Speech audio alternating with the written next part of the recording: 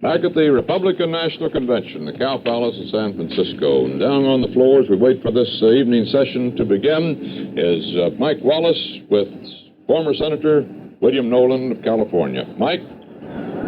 Senator Nolan, you were for 5 years a member of the Senate Foreign Relations Committee, and so I'd like to ask you for your comment on some of the response from the European press to Senator Goldwater's nomination.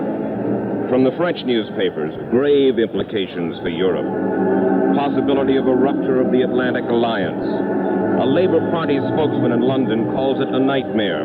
The conservative London Times says that the atmosphere here in the hall last night and the night before was reminiscent of a Nazi rally at Nuremberg. What about that, sir?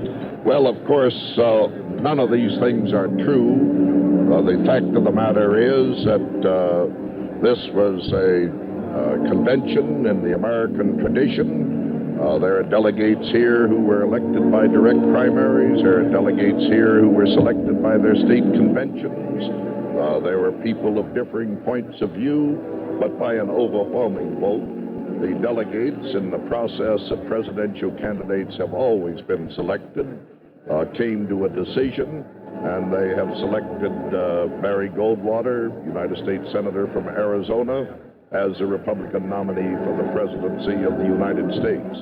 He is a responsible citizen. He is a man of great integrity. He is dedicated to our American constitutional system, and he is dedicated to the preservation of a free world of free men. As the partial architect, anyway, of his upset victory here in California in the primary on June 2nd, people are wondering what spot Bill Nolan would have in a Goldwater administration should he win in November.